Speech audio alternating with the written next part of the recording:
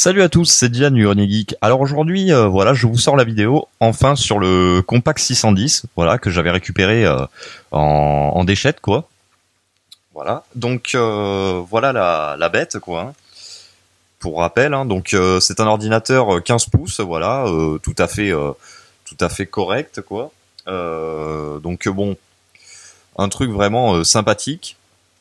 Voilà, en connectique, nous avons donc 3 USB 2, voilà, de l'Ethernet, bon le port de charge bien entendu, le port VGA, un port modem, voilà, bon il m'emmerdait donc je l'ai viré en fait quand j'ai démonté l'ordi, voilà, et un lecteur CD, voilà, et bien sûr une sortie casque et une entrée line, enfin une entrée micro line et un lecteur de carte SD, voilà.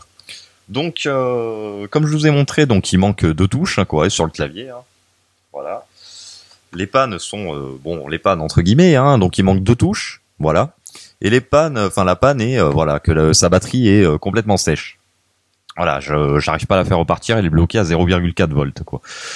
Donc bon, moi ça me pose pas de soucis parce que je m'en sers uniquement sur secteur, voilà. Donc compte rendu, voilà. Donc je vous fais un petit condensé. J'ai fait un nouveau format en fait pour les récupérations et les sauvetages entre guillemets de PC portable. Donc je vous ai fait des petits bouts de film après que je vais vous présenter pour voir l'évolution en fait. Donc tout d'abord pour commencer, donc c'était un PC portable voilà très basique qui au départ était sous du Intel Celeron, voilà, Intel Celeron des années 2009 environ. Voilà, enfin je dirais entre 2007 et 2009, ça c'est vaste, j'ai pas trop cherché de détails sur ce processeur. Voilà, donc j'ai changé le processeur par un Core de Duo qui est bien plus puissant, voilà, à 2 GHz et 2 mégas de cache. Bon, un truc pas sensationnel, mais qui rend le truc confortable. Parce qu'avant, c'était ce processeur-là, voilà, qui avait dedans, quoi, en fait. Donc un petit Celeron, voilà, 2,13 GHz, 1 méga de cache. Voilà, bon, tout ce qu'il y a de plus basique, quoi. Et donc, bon, par contre, je l'ai pas nettoyé encore, mais je l'ai changé par un Core de Duo à l'intérieur. Donc, ça a été un peu le merdier pour le démonter, donc vous ne le verrez pas en vidéo, parce que bon, ça c'est du compact HP, quoi. Et HP, bon, HP compact fait en sorte qu'on démonte le moins possible leur ordinateur portable. C'est-à-dire que vous avez des vis qui tournent dans le vide, en fait, là où le pas de vis est, voilà, mort, voilà, avant même d'avoir fait un tour de vis. Enfin de tournevis quoi, le plastique qui se pète, voilà comme rien du tout quoi par rapport à du Toshiba ou un truc comme ça, et sans forcer vraiment. Donc bon, je vous ai épargné quand même le pire quoi. Donc ben on va voir ensemble tout de suite voilà quelle évolution il y a eu. Donc maintenant tout de suite, je vous présente voilà le. Alors bien sûr il y avait Windows encore dessus et justement c'est ça que c'est ce que je veux vous présenter. C'est voilà le démarrage du compact dès que je l'ai récupéré qui était sous Windows Vista. Donc je vous présente ça de suite. Donc voilà, on se retrouve en face de l'ordinateur en question. Donc bon ben vous allez voir que c'est bien Windows Vista qui est installé dessus, puis bon ça rame quoi. Donc voilà, là je le démarre. Donc apparemment il y a des erreurs sur le disque parce qu'il ne s'éteint jamais correctement. Donc à chaque fois le menu de récupération entre guillemets de Windows me propose un choix de démarrer normalement ou en mode sans échec. Donc bon il doit y avoir pas mal de merdouilles sur le système quand même. Bon apparemment il avait été purgé. Donc enfin purgé à la main, quoi. C'est-à-dire qu'il y avait encore les programmes, etc. Mais tous les documents ont disparu, donc bon, je pense que voilà, il y a quand même pas mal de merdouilles dessus. Et bon, en plus de ça, il faut penser que là, actuellement, lorsqu'il démarre, il a encore voilà son processeur Intel Celeron, donc très faible, avec juste 2 Go de RAM. Voilà, donc on peut remarquer quelques petites erreurs par-ci par-là, voilà, test de disque qui s'enclenche tout seul, petit bug du driver graphique. Mais bon, rien d'exceptionnel, donc c'est bien le driver qui bug, c'est pas la carte graphique qui merdouille. Donc ensuite, la gestion de luminosité ne fonctionne apparemment pas parce que je voulais la réduire. Donc bon, mais voilà, c'est tout pour l'instant quoi sur ce PC.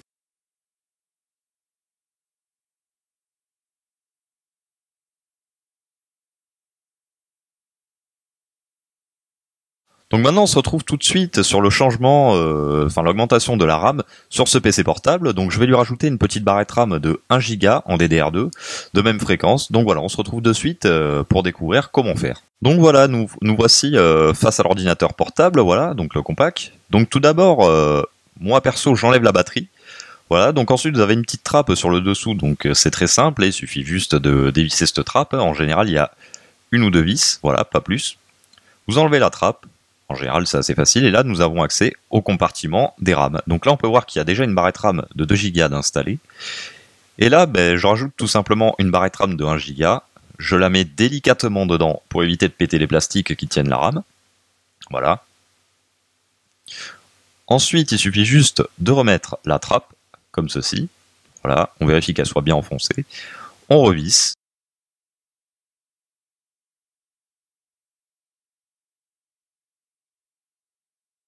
Voilà. Donc on remet la batterie. Bon, accessoirement là elle sert à rien parce qu'elle est complètement morte. Mais bon, je préfère la remettre quand même. Donc des fois sur certains modèles c'est un peu galère à mettre. Hein. Et donc maintenant on va vérifier dans le BIOS si tout est bien reconnu.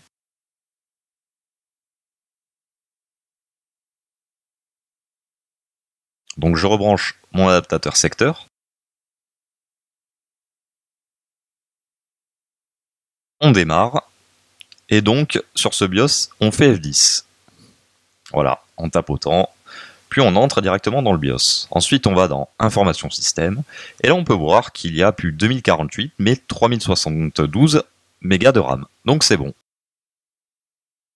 Donc voilà, maintenant que la RAM a été augmentée, on va pouvoir du coup l'installer, donc lui réinstaller un système tout frais. Donc moi je vais installer Linux, donc voilà, donc ce n'est pas Ubuntu que j'installerai dessus, ça sera Xubuntu. Donc Xubuntu, c'est une variante en fait de Ubuntu. C'est Ubuntu en plus léger, avec l'interface XFCE. Donc une interface plus légère, ce qui demande moins de ressources pour l'ordinateur. Voilà, donc bon déjà là on l'a augmenté sur 3 Go, donc ce qui est vraiment pas mal. Comme je vous ai dit pour le changement de processeur, bon je l'ai fait, mais je vous le montrerai pas en vidéo parce que ça a été un peu pas le carnage quoi, mais ça me plaît pas quoi de vous montrer voilà du plastique pété, des vis qui tournent dans le vide, etc. Enfin voilà, j'y ai passé plus d'une heure parce qu'il a fallu y aller plus que délicatement, contrairement à d'autres PC comme le Toshiba que j'avais démonté de A à Z là où il m'avait fallu 10 minutes. Donc bon, ça aurait été un peu dur. Mais bon, du coup voilà. Là je l'ai installé j'installais Xubuntu sous Intel Celeron. Voilà, donc sous le processeur Intel Celeron, et c'est en cours de route voilà que j'ai décidé de lui mettre un corps de duo. Donc maintenant on se retrouve de suite pour voir comment installer Xubuntu. Donc voilà la clé USB bootable que j'avais créée depuis mon Mac via l'utilitaire UNetBootin et l'image disque Xubuntu. Donc il suffit de la mettre dans un port, allumer l'ordinateur.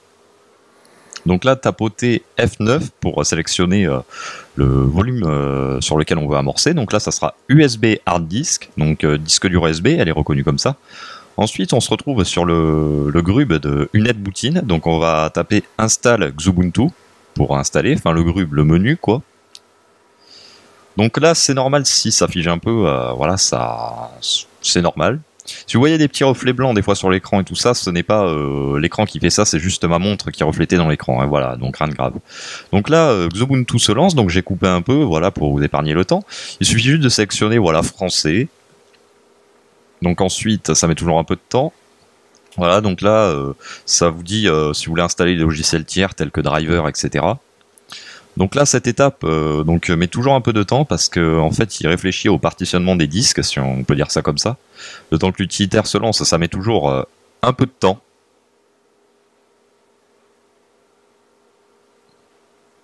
Voilà, donc là, moi j'ai mis utiliser le disque en entier. Si vous voulez installer à côté de Windows, c'est possible, c'est proposé. Mais dans ces cas-là, il vaut mieux que Windows soit installé avant et que vous installez Ubuntu après. Voilà. Donc là, il me dit un message de confirmation. Là, on règle le fuseau horaire, donc Paris. Là, le clavier. Donc bon, en général, il tombe pile poil, mais bon, vérifiez quand même. Là, il faut taper votre nom. Hein, donc bon, voilà, le nom d'utilisateur de la machine. Voilà.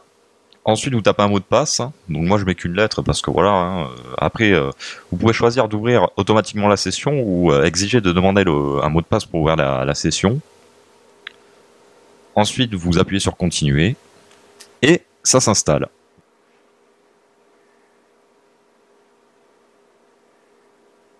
À la fin de l'installation, vous aurez un message vous invitant à redémarrer votre ordinateur. Donc, vous cliquez sur OK et ça va le redémarrer. Donc du coup, vous enlevez bien entendu votre clé USB juste après le BIOS, quoi, ou juste avant le BIOS. Enfin, l'affichage du BIOS, c'est-à-dire du logo compact, mais sur un autre ordinateur, ça peut être différent, bien entendu. Donc là, vous n'avez pas l'impression que l'ordinateur démarre, mais il démarre bien en fait. Le système d'exploitation, c'est-à-dire Xubuntu, se lance bien. Seulement, ça affiche voilà un écran noir au démarrage, ce qui est tout à fait normal sur les premiers démarrages, et ça dépend des ordinateurs. Certains vont vous afficher les logos, d'autres non. Voilà, tout dépend de plein de trucs. Donc là, voilà, on voit que les drivers graphiques s'initialisent. Donc ça démarre doucement, ce qui est tout à fait normal hein, pour un premier démarrage hein, après une installation. On peut voir aussi que le voyant du Wi-Fi voilà, vient de passer au bleu, donc tout s'initialise correctement.